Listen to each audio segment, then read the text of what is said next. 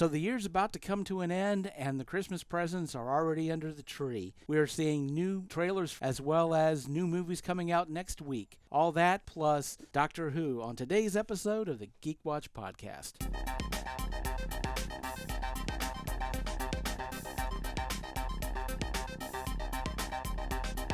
This is the Geek Watch podcast with Brian Hatcher and Mandy Petrie.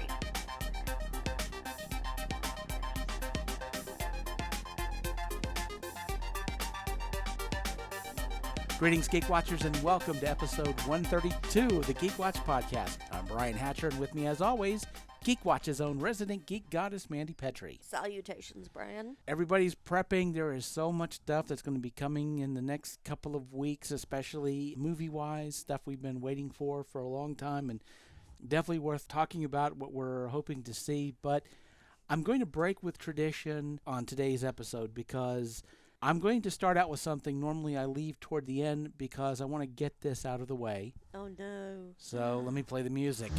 Uh-oh. This was the last episode before the New Year's special, right? Correct. Okay. And of course, I was kind of joking that maybe I should pre-record this so I didn't have to subject you to any kind of rants if any rants were coming. But I thought about it, and I thought, first of all, I'm not going to go, again, spoilery, although I said that some of the things I'm going to say are probably going to be spoilers. I'm not going to go too much into detail for plot for a couple of reasons, which we'll talk about. But I thought, I wanted to get this out of the way because obviously I don't have a lot of great things to say about this series of Doctor Who.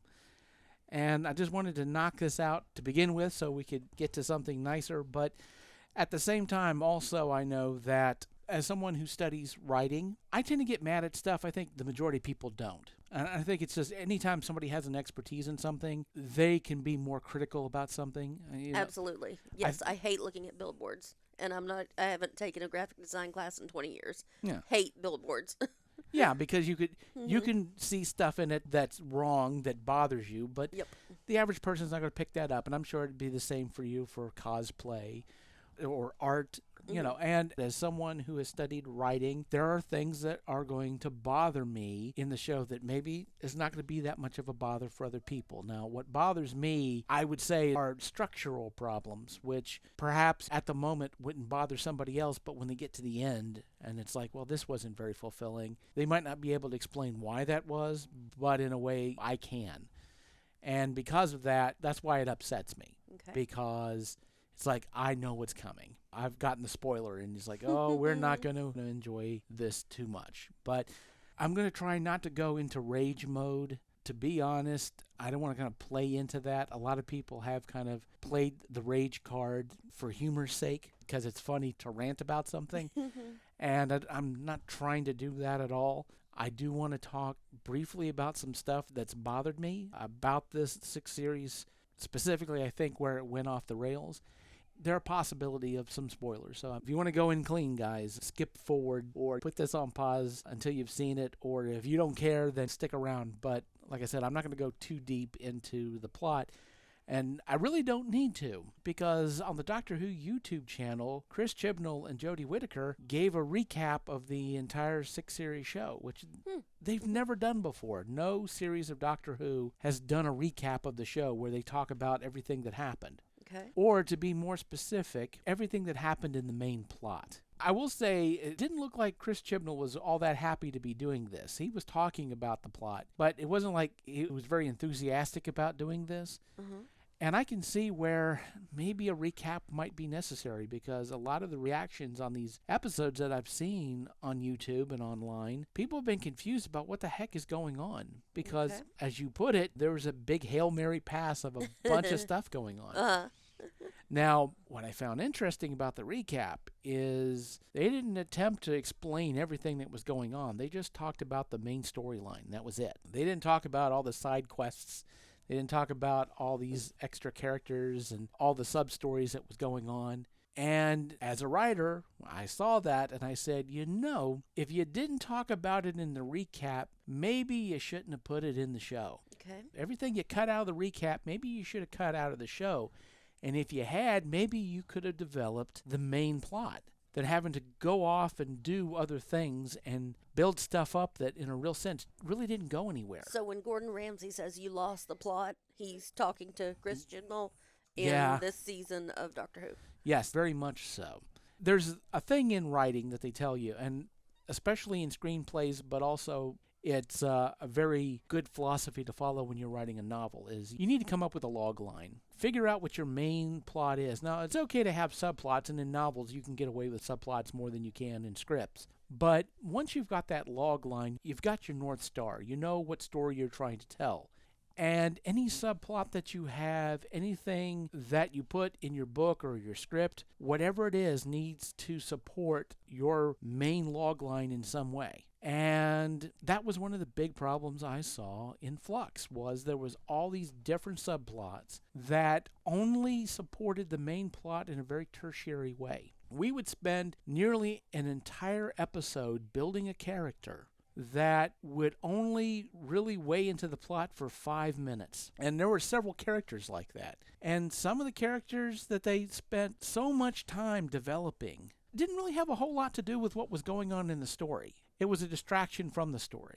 One of the things that I noticed about this series is that I have never seen in any show, any movie, any book, any media that I've ever seen, I have never seen so many instances of catastrophic plot armor failure as I have seen in this show. Anything in this entire series, the second that it wasn't needed anymore, it just went away. It was either killed or just ignored, or they forgot about it, or something developed that they were gone. And I mean, gone quickly. I know, sounds kind of like Glee. Well, I never saw... A guest star would show up to do one song, and then they were never heard from again. Yeah, well, but this was like everybody. I mean, they had Vinder and Bell, and the stuff that they wound up contributing to the main plot was very minimal, and not even like 2 minutes worth of the finale. You have this character known as the Grand Serpent. Ooh. That they introduced them, and then for no real reason, it's like one of these subplots that the second he wasn't needed anymore, they threw him in another dimension, and he's gone. Well, that's a pity, because that sounds like a really cool character. Yeah, well, Grand Serpent. Well, here's the thing. Apparently, this is a character that has been involved with UNIT since its very beginning, since its founding, because he had this grand scheme that he was going to use UNIT. And this goes back to what I said last week about using a sledgehammer to drive finishing nails. Basically, all he wound up doing was helping the Sontarans conquer Earth. This little small plot that really didn't have a whole lot to do with the main plot. That's what they used him for, and the moment that was done, then he's gone and he disappeared. And I know I made a lot of jokes about how Flux was a lesser telling of Loki Season 1. But now we have UNIT has been infiltrated by the Grand Serpent, which seems to me like a lesser telling of Captain America the Winter Soldier and Hydra. Oh, okay. Hydra took over S.H.I.E.L.D. Mm-hmm. Hydra was in the background running things in S.H.I.E.L.D., and this is what we had with UNIT. But again, you have this grand story, and it just got thrown away on this little minor plot point that really didn't matter that much, and you could have cut it. But then again, there was a ton of stuff you could have cut, going back to the recap. Everything not mentioned in the recap probably should have been cut from the show. But there was constantly these instances where you built up these characters and you spent so much time with them, and they weighed in maybe a minute or 2 minutes into the resolution of the show, and you didn't need them. Even the big bads, the Ravagers, Swarm and Azure, the moment that they weren't needed anymore, they were killed off instantly. So those were the mini bosses? No, they were the main bosses. They were killed off in a minute, literally, by a character that was introduced 45 seconds previously. To be fair, this character was referred to before in Flux, but the way that this character is referred to is it seemed like a concept, time. So everybody was talking about time is evil. And was it time spelled with a Y? Well, maybe so. Maybe so. Like but Mr. Time or Dr. Time? Well, apparently time is an avatar, and so it was an actual physical person. We didn't know that. Because everybody was talking about time, and so you just assume that when they're talking about time, they mean time. But apparently, on the planet Time. So apparently, Time lives on the planet Time. With his brothers Parsley and Sage. Maybe. And Rosemary. Yeah, Sister Rosemary. That must be it. And literally, so Time shows up and kills the two main characters literally 40 seconds after the character's even introduced. Has a moment to tell the Doctor, oh, you're about to die, which we all knew. The Doctor is always kind of about to die, whether they do or they don't. Yeah. You know. But we ultimately come to the secondary, I'd say the B plot of this, is this idea of the Doctor being the timeless child, of having all these lives that she doesn't remember. And we do get the MacGuffin. We get the fob watch. This fob watch contains all these memories that she's lost. Part of what's been driving the plot is that she's been trying to figure all this stuff out. And now she finally, by the end of the series, has the fob watch. She has the ability to regain her memories, and she takes the fob watch. She opens up a hole in the center of the TARDIS console and just drops and throws it away. Oh, Doctor. And I don't know why. And this goes back to you're bringing back the fob watch, which, of course, if you're a big fan of Tennant, one of the best episodes that he ever did was Human Nature / The Family of Blood. Yes. And so it feels like Chris Chibnall looked at those episodes and were like, yeah, let me do that better. And decided that the way you do it better is let's have the Doctor make the other decision. That's not... Yeah. That wasn't what made that one good. That wasn't what made that episode Yeah, good. apparently it's like, well, you know, that was good, but you know what would make it better? If the Doctor decided not to. You know, it was like when Eddie Murphy did Coming to America, and everyone was like, this is great, this is a great comedy, so why don't we take everything that was good about it had to have been Eddie Murphy dressing up as different characters. So let's do Nutty Professor and have him dress up as all the characters. Like, that's not what made that movie good. Especially when you do a callback to a really fantastic episode of Doctor Who. You can't help but think about that and compare what you're getting with what you got. That's not a great comparison. I don't know why anyone would think you could do better than those two stories. And, you know, what's even worse is the fact that the episode right after those two was Blink. You want to talk about that's the one that I always point people who have never watched Doctor Who. I say watch Blink, and it's the best. It's one of the best time travel stories that there is in all of media history. Yeah, exactly.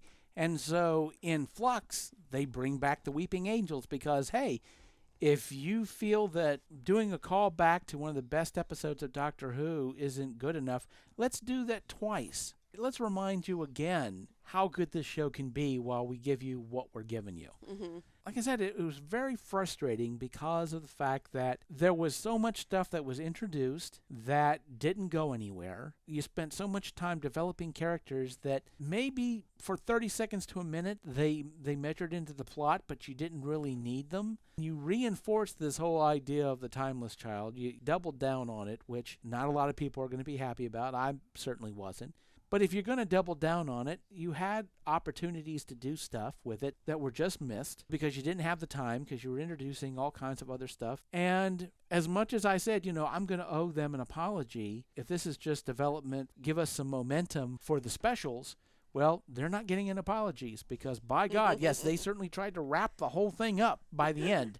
Hail Mary! And it didn't work because the plot was so convoluted, it was so dense, it was so scattered that they literally had to split the Doctor into 3 different people, 3 versions of the Doctor, of having Jodie Whittaker play 3 versions of herself to carry the plot.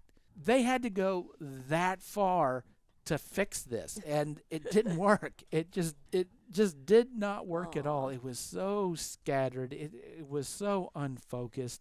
So the main thing is that you're really excited about the New Year special, right? I mean, you're already baking your Cyberman cookies and... oh, no. Well, here's... since you brought Christmas crackers. Well, of course, you know, we get the New Year special. And what are we going to do that's different and special and will make its mark? We're going to do a Dalek story like we've always done with these New Year's. We're going back to the Daleks once again because it's always Daleks for New Year's. And for everybody that I've seen online that have complained about Flux, who have said, hopefully Chris Chibnall will see what people are saying and that so the specials he can make a course correction for the specials. Well, I hate to break it to everybody, but he filmed 2 of the specials right after he finished filming Flux, and the last special was filmed this past October.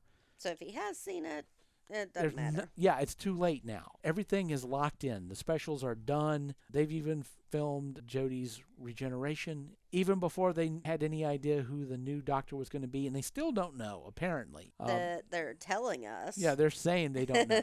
So it hasn't been announced yet, so we don't know. We'll have to look back through all those guest stars, because often the Doctor was a guest star, not so often, but sometimes. Well, certainly and companions have been. Yeah, Colin Baker was on Doctor Who before then. Peter and Capaldi. Peter Capaldi was, for sure. And, of course, some of the companions have appeared in previous episodes. Oh, yeah, Freema Agyeman.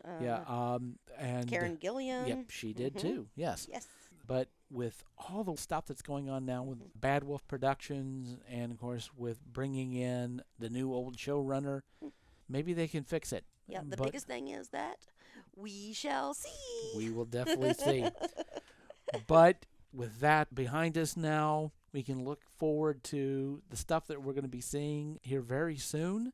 We're already starting to see little dribs and drabs of trailers for different stuff that's coming out. Oh, yeah. Because they want to remind us that there's some new stuff over the horizon and want to get everybody excited. Yeah, it is. It's like it is. Everyone's getting ready for the holidays. You talk about wrapping presents and getting food ready, and we're getting trailers and, kind of reminders. I saw an article talking about the Firefly revival series. And so that's, they're like, don't forget about this. This is happening. And so they want to keep everyone on their toes, I guess. I've seen stuff for Morbius. I've seen a new trailer for Matrix. I haven't seen the new one for that. Yeah, that's just the same one that, That came out this week, and some theaters, and a couple of them are around here, actually, have started playing the original Matrix movie. You can go and see it on the big screen. Oh, okay. To prep for, this new Matrix film. And so... Flashbacks. Yeah. Flashback series. Cool. Do you want to know what life was like in 1999? Yeah. While we were still young and innocent.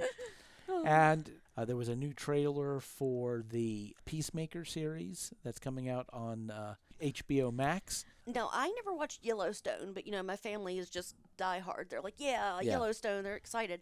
And I never watched it, but I did see the trailer for the spin-off series with Sam Elliott, Tim McGraw, and Faith Hill. Yeah. And I was like, wow, did Tim McGraw and Faith Hill get tired of, making beautiful music? And they're just like, hey, let's make an awesome Western. It looks fantastic. And I'm actually kind of excited to see it. Oh, yeah. So you got that. But next week we get, of course, Nightmare Alley with Guillermo del Toro. Mm-hmm. And a film you may have heard of. Spider-Man Far From Home, I think it's like. So there's another Spider-Man, huh? Okay. Yeah, well, basically, you have this character. His name is Spider-Man, Peter Spider-Man. Peter Spider-Man. Mm-hmm. Yeah, and attorney at law. Yeah, what I know is that there was a bunch of movies where the first one he was trying to go home. The second one, I guess he went the wrong way because he wound up far from home. And now he's finally figured it out. Like he's totally lost at this point, and that's. So we've got that. Well, he wears red, right? Has he tried clicking his red feet together? Yeah, that's exciting. Been anticipating this for. I don't remember not being, Spider-Man Far From Home's coming out, and it's gonna have all the villains in the multiverse and Sherlock and. Yeah, there you go. Mm-hmm. So that'll be, that's next week. Uh-huh. And the week after that, of course, we get The Matrix. And so we have December just really building up. Mm-hmm. And I'm glad we're getting it a little bit early because I know that they were talking about a Christmas release for Spider-Man, but they bumped it up a little bit. Mm-hmm. I think, they said, well, they've waited long enough. Mm-hmm. Definitely something to talk about next week because I've already got my ticket. Oh, way to go. And hopefully I'll be ready to talk about both Nightmare Alley and Spider-Man by next week. Mm-hmm. And I called it Spider-Man again because I can't help it. Clever. Well, I don't know about clever, but thank you. So before we go, one thing we definitely have to talk about is the latest episode of Hawkeye. So not everything is bad storytelling. No. Case in point, episode 4 of Hawkeye. Yeah. Oh, this show has been What so was it, good. something like Partners, huh? Or something? It had a funny title. Partners, am I right? That's right. Yeah. Partners, am I right? Yes. So, and when you have a tightly written story that everything is supporting the main plot. Yeah, definitely. I mean, I was just thinking, I will endlessly talk about the LARPers who are cops, and they have these connections and all these little things like the bag, and she's like, this is my bag. My wife gave me this bag. And it's still pushing the plot forward because all these people that we just met, they have their lives and all these little things with them, and it was just adorable. I love it so much. Well, and the funny thing too is that talking about the LARPers, the whole bag thing was an Easter egg to the comics. Really? Because embroidered on the bag was Bombshell, and that character, and I don't remember her name right off the top of my head, she is a supervillain by the name of Bombshell. In the comics. Oh. So you got that nod. Okay. So interesting. Yeah. So you get those little nods for people who know the comics, or and which is great. That whole moment where Kate goes to give Clint some kind of a Christmas, because how badly she feels, and that heart to heart that they have. And when she admits that it's you. When she finally, she figures it out. She's been, thinking this for a while, but, she's waiting for him to open up. It's his story to tell. While she is young and she's a bit naive, she is very thoughtful, she has a good head on her shoulders, and she gets it honest because, Vera Farmiga, her mom, I am just loving her more and more. Oh, yeah. She... Yeah, I know that there have been some people who've been upset with that character because of the fact that she brought up the Black Widow thing to Clint. Yeah. It's like, man, that's a low blow. She's her mom. Yeah, she's scared for her daughter. Yes. And I'm not saying that she isn't going to turn out to be some kind of a villain by the end. That's possible. And again, every villain is the hero of their own story. In this, we are getting her origin story. If she does turn out that way, we have the foundations of knowing why. She cares about her daughter. So it makes perfect sense that she's going to say something that she thinks is going to get through to Clint. And Clint, if he could be completely honest with her, would have said, look, I don't want your daughter involved in this at all. She's gotten herself in a situation she can't handle. We've got to fix this.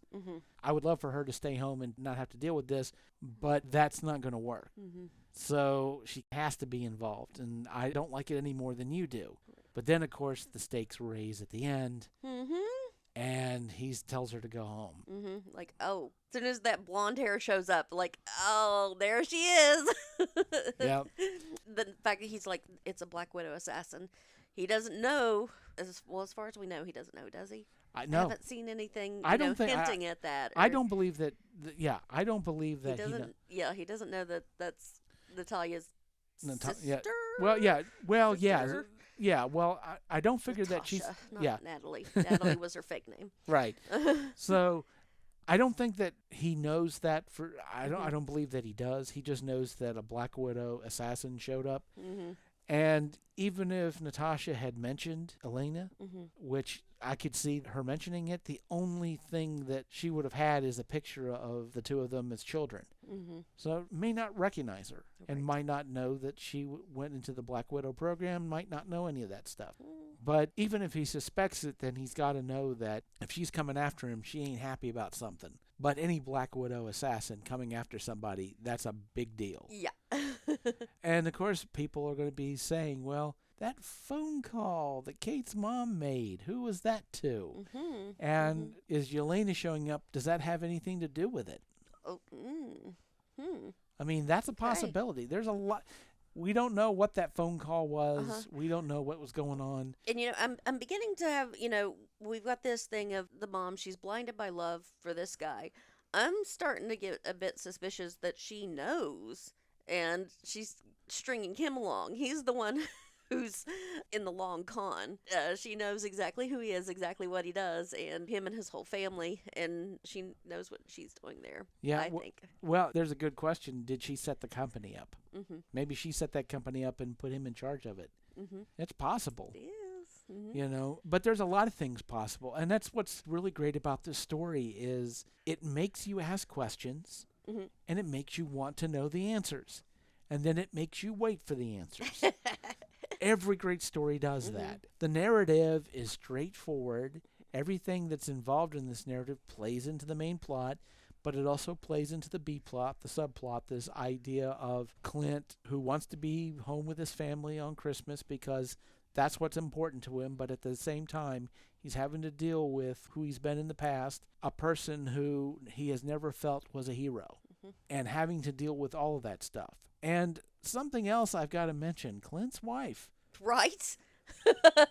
Wow, is she a very competent spy type? We know all this stuff about whatever happened in Budapest Budapest?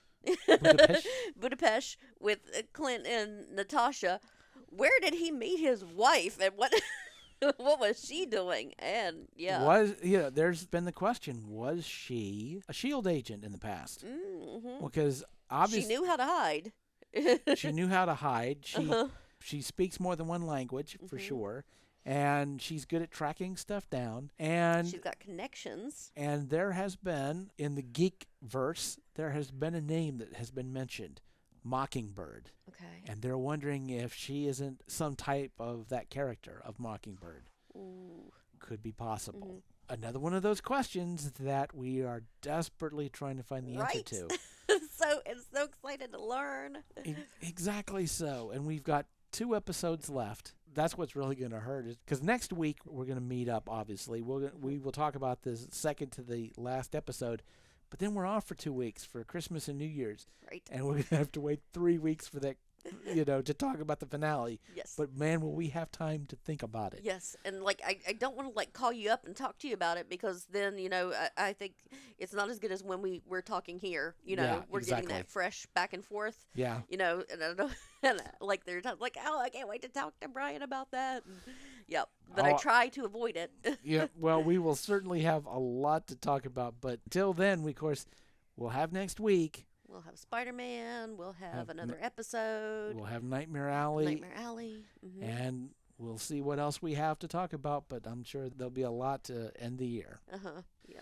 So with that said, we come to the end of episode 132. Thank you for listening, and tune in next time for the latest in geek news and views with the Geek Watch podcast. For Mandy Petrie, this is Brian Hatcher, reminding all the Geek Watchers out there, we're all geeky about something.